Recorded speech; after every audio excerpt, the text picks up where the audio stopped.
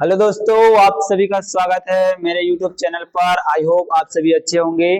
तो चलिए आप लोगों को ले चलते हैं आज के टॉपिक की ओर। टॉपिक को चर्चा करने से पहले मैं थोड़ा सा बता देता हूँ इस टॉपिक का महत्व क्या रहेगा। ये पहले तो आप जितने भी कॉम्पिटिटिव एग्जाम दिला रहे हैं उन सभी के लिए यहाँ आपके लिए बहुत ही महत्वपूर्ण है। और फिलहाल अभी वर्तमान में जो सीटेट आने वाला है एग्जाम है, तो उसके लिए भी सितंबर में भी जो सीटेट है उसके लिए भी आपको यहाँ वीडियो आपके लिए बहुत ही आपके ज्ञान को विकास करने के लिए बहुत ही ज्यादा लाभदायक रहेगा। आपकी परीक्षा को क्लियर करने के लिए बहुत ही अच्छा उपयोगी रहेगा। तो चलिए हम लोग आज का टॉपिक स्टार्ट करते हैं। आज का टॉपिक है हमारा मध्यकालीन भारत इतिहास। तो मध्यकालीन भारत इतिहास को पढ़ने से पहले मैं आप लोगों को थोड़ी सी कुछ चीजें इसके बारे में बता देता हूँ। अब इसमें जब हम लोग पढ़ेंगे मध्यकालीन भारत में, तो हम लोग भारत पर मुस्लिम आक्रमण, ये मुसलमानों द्वारा मुस्लिम आक्रमण कब हुआ, कैसे हुआ, पहली बार किसके द्वारा किया गया था, है ना, और उनके समय कौन कौन से कवि थे, कौन कौन से विद्वान थे, कैसे भारत में आए, तो ये सारी चीजें में आप गजनी के बारे में पढ़ोगे, ठीक है, हजरत मोहम्मद हजरत के बारे में पढ़ोगे, जानोगे इसके माध्यम से, और मोहम्मद बिन कासिम के बारे में पढ़ोगे, मोहम्मद गौरी के बारे में जानने को मिलेगा। तो ऐसे बहुत सी आपको क्या है इसमें नॉलेज, जो मध्यकालीन इतिहास में जो मुस्लिम शासक थे और कैसे किस किस कारण से आए थे वो सारी चीजें मिलेंगी। किसी का उद्देश्य राज करने का था, किसी का उद्देश्य लूटपाट मचाने आया था, तो ऐसे कौन से शासक है जो लूटपाट करने के उद्देश्य से आए थे, ऐसा कौन से शासक है जो भारत पर अपना शासन करने के लिए आए थे। तो हम धीरे धीरे क्रम वाइज बढ़ेंगे और अंत में हम लोग कहाँ तक पहुंचेंगे, बाबर वाला अकबर, जो अकबर बाबर का है ना शासनकाल, बाबर के उसके अंतिम वंश तक हम लोग क्या करेंगे, one by one per day by day क्या करते जाएंगे, पढ़ते जाएंगे। तो आप लोग बने रहेगा मेरे साथ स्टार्टिंग में लगातार। चलिए स्टार्ट करते हैं बिना समय वेस्ट किए। तो आपको मुस्लिम आक्रमण बताने से पहले मैं थोड़ी सी कुछ चीजें इसके बारे में जानकारी दे देता हूं। मुस्लिम शासक में 570 ईस्वी में इस्लाम धर्म के प्रवर्तक हजरत मोहम्मद का जन्म हुआ था, और इसका जो जन्म हुआ था मक्का में हुआ था, जो अभी सऊदी अरब में स्थित थी। तो मुस्लिम धर्म के प्रवर्तक कौन हुआ, मेन पॉइंट हो जाएगा, तो ये है भाई मोहम्मद हजरत मोहम्मद, ठीक है। हजरत मोहम्मद कौन है, हजरत मोहम्मद कौन है, मुस्लिम इस्लाम धर्म के प्रवर्तक है। इसकी जो मृत्यु हुआ था 632 ईस्वी में हो गया था। चलिए आगे हम लोग देखते हैं कि भारत पर किसने पहली बार आक्रमण किया। तो हुआ क्या था, सबसे पहले जो भारत पर आक्रमण हुआ था 712 ईस्वी में, 712 ईस्वी में, 712 ईस्वी में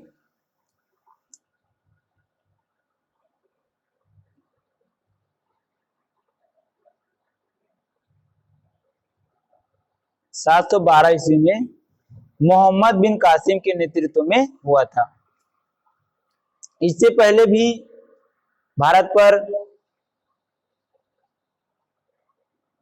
शासन करने के लिए उबैदुल्ला के नेतृत्व में एक अभियान दल भेजा था, परंतु वो क्या हो गया था, पराजित हो गया था। जो सफल आक्रमण है मोहम्मद बिन कासिम का, याद रखे रहेगा, और इससे पहले भी प्रयास किया था, छोटा सा प्रयास उबैदुल्ला, लेकिन ये सफल नहीं हो पाए। तो हमारे इसमें से जो पॉइंट बनेगा मोहम्मद बिन कासिम, जो 712 में आक्रमण किया था, सफल आक्रमण किया था। आगे देखिए,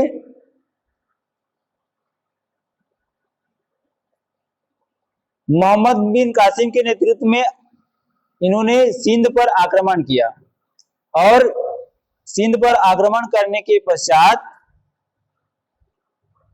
712 ईस्वी पर सिंध पर विजय प्राप्त की।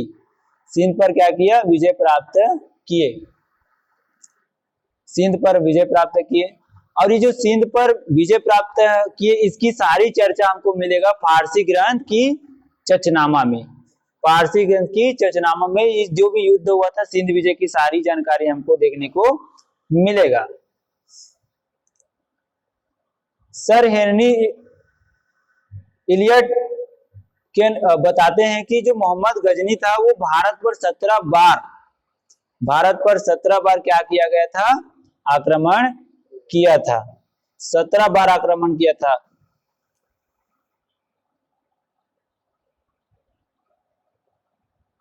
सत्रह बार आक्रमण किया था। और इस समय वहां के राजा भीमदेव प्रथम हुआ करते थे। जब स्टार्टिंग में जब महमूद गजनी आए थे तो इसका उद्देश्य भारत पर राज करना नहीं होता था, ये केवल लूटपाट करके चले जाया करते थे। ठीक है। अच्छा, एक बात इसमें और देखने को मिलेगा भाई कि ये जो गजनी है, ये गजनी वंश कहाँ से आया? तो गजनी वंश, थोड़ा सा रिवर्स चले जाइए, गजनी वंश की जो संस्थापक है वो कौन है? अल्पतगीन। इसको याद रखिए रहेगा, यहाँ पे मैं हाईलाइट कर देता हूँ अलग कलर से, ये हो गया अल्पतगीन। गजनी वंश के संस्थापक है अल्पतगीन, और इन्होंने क्या किया था? गजनी को अपना राजधानी बनाया, और राजधानी बनाने के पर वहां पर महमूद गजनी वहां के क्या बने? शासक बने। ये महमूद गजनी क्या है? वहां के शासक बने। ये महमूद गजनी वहां के शासक बने। तो गजनी वंश के संस्थापक थे अल्पतगीन, और इन्होंने 998 ईस्वी में महमूद गजनी वहां का क्या बन गए? शासक बन गए। आगे चलिए देखते हैं।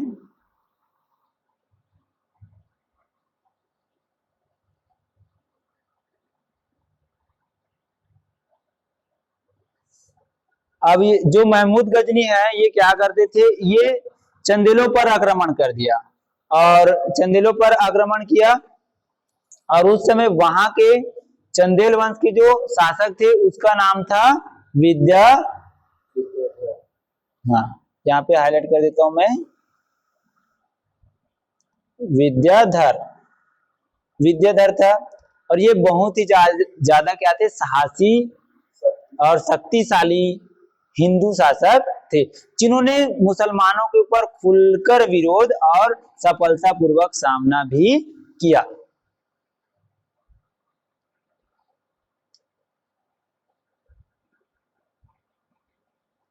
जब स्टार्टिंग में गजनी आए थे तो इन्होंने 17 बार आक्रमण किया, लेकिन इसका उद्देश्य मुस्लिम शासक की स्थापना करना नहीं था, बस ये लूटपाट करके क्या करते थे?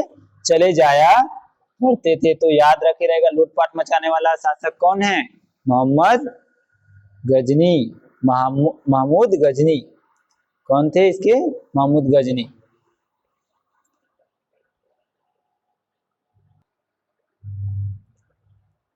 अब ये तो आता था लूटपाट के चले जाया करते थे।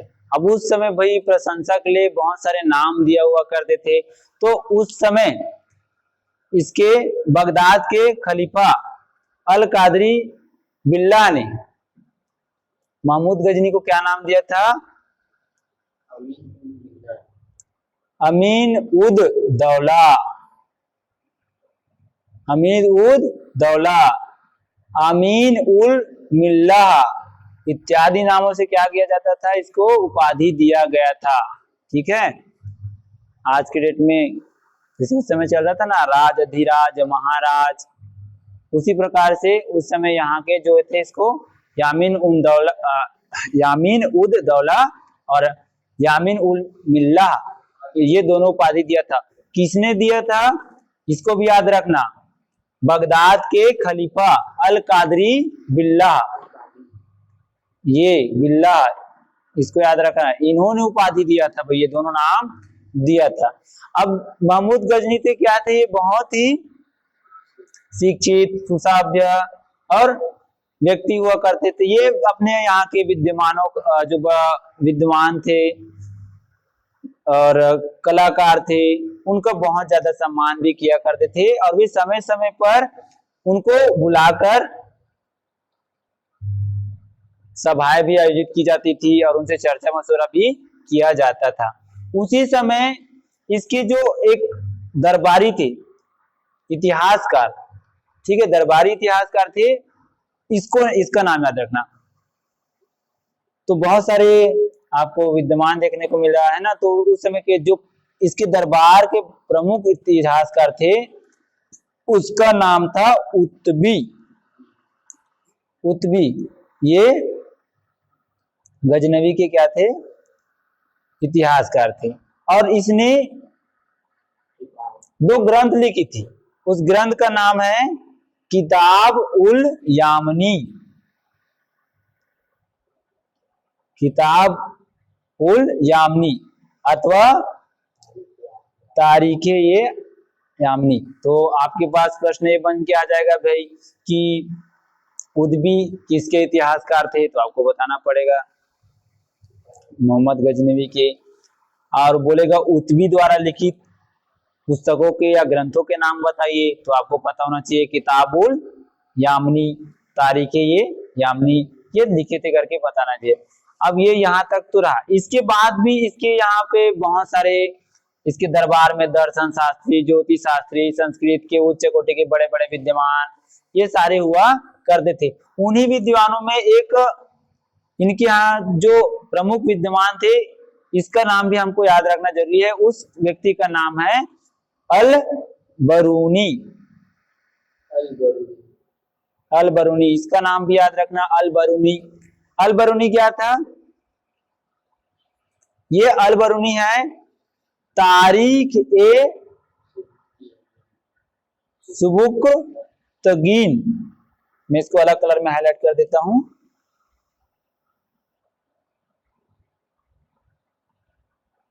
अल बरूनी द्वारा लिखित लिखा गया है तारीख ए सुबुक तगीन, इन्होंने लिखा था।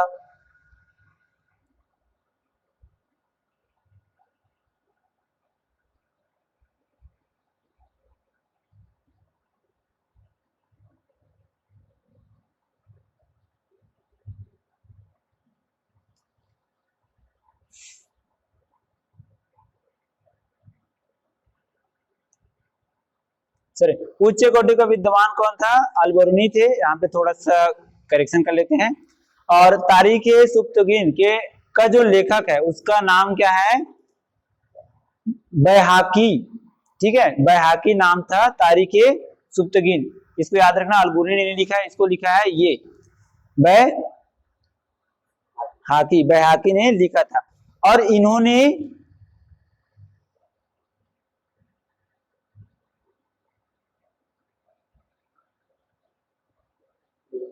लेनपुन ने पूर्वी पेप्स की उपाधि दी थी, जिसे इतिहासकार लेनपुन ने पूर्वी पेप्स की उपाधि दी थी।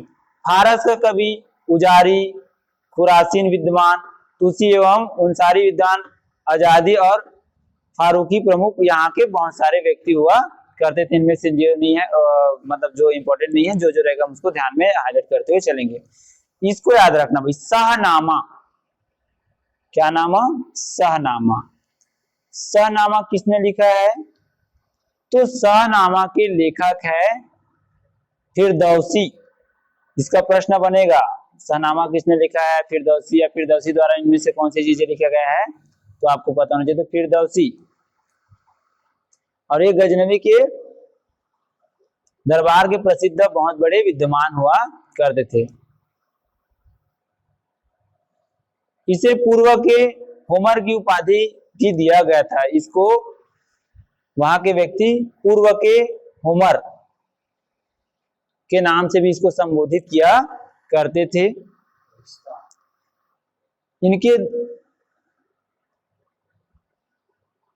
इन्होंने 2-3 किताबें लिखी थी।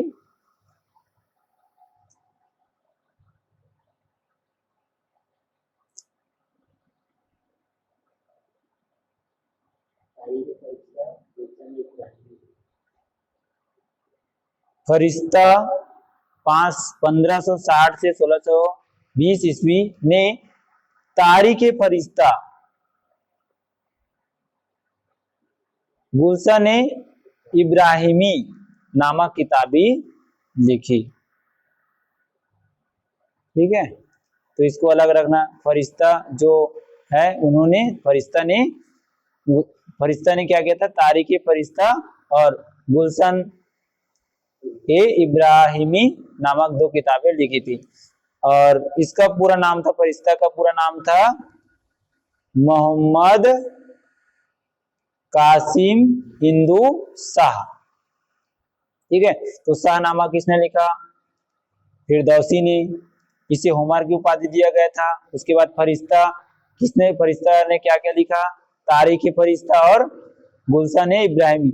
और इसका पूरा नाम क्या था बच्चों, इसका नाम था मोहम्मद कासिम हिंदू शाह।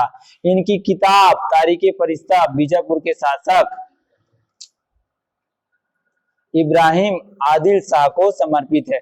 और ये जो मोहम्मद बिन कासिम हिंदू शाह द्वारा जो पुस्तक लिखा था तारीख फरिश्ता, ये बीजापुर के शासक इब्राहिम आदिल शाह, इसको याद रखना, इब्राहिम आदिल शाह को ध्यान में रखते हुए उनको समर्पण उनके लिए लिखा गया था।